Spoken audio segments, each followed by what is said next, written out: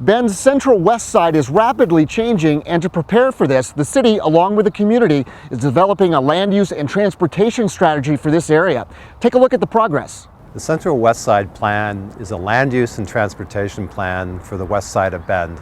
The goals of the plan are to create with the public, a forum, a land use forum and a transportation forum that guides future development and gives certainty to the community about what that development could possibly look like and how it's going to be in the future.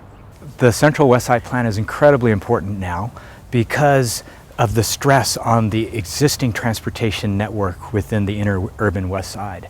And with the advent of OSU Cascades more than likely being on the West Side, with the stress of other development, it's important that we get ahead of that, and it's important that we plan for our future in a very conscientious and conscious way.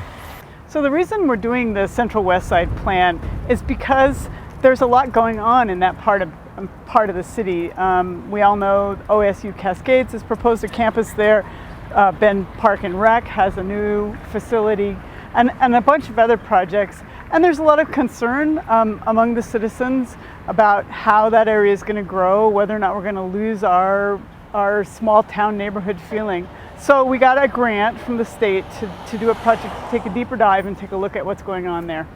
Our partners in this project are the major public landowners in the area. That would be OSU, Park and Rec, and Deschutes County. The study has been in the works for quite a while because of the land use and development on the west side. The ideas of, well, how do we get a transportation system to support a land use system? And there's lots of development, lots of interest on the west side. It's an old mill site, and so as that area redevelops itself, how do we want that area to look like?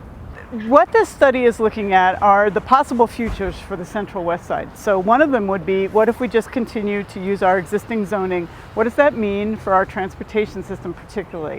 What happens if we change that future? Are there other things that we could do that would be better for our transportation system? So we have a community advisory committee that's helping with this project. It consists of about 23 individuals drawn from different parts of the community. And what we're asking them to do is to engage themselves in a process of, well, how do you want the land uses to be? And so they've gone through an exercise or a workshop about that, and we're going to have another workshop with the public, more of what we call an open house. We invite a lot more people. Come and tell us your ideas about, land uses, which we mean by what kind of building types do you want out here? What kind of transportation system would you like? And the process and tools that we used during the seminar was very much like a Monopoly game, and it was designed to encourage people to think out of the box and without restraint. And for that reason, it really felt like they had the destiny of the West Side in their hands. So what we did is we're using a planning tool called Envision. And it starts out with something that looks like a big board game.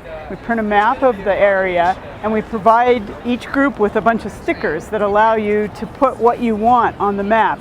So if you want a pedestrian-friendly street, or you want a mixed-use development, or you want multifamily housing, or you want things to stay the same, there's a sticker for that.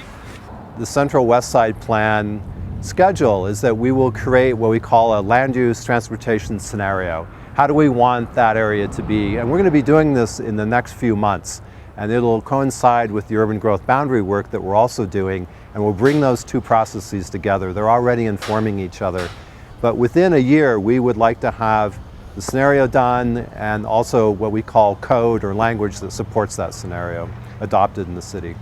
We have many challenges regarding land use in the city of Bend, and some of those are created by a constrained UGB. And that's a good thing because it prevents us from moving into fire-prone areas.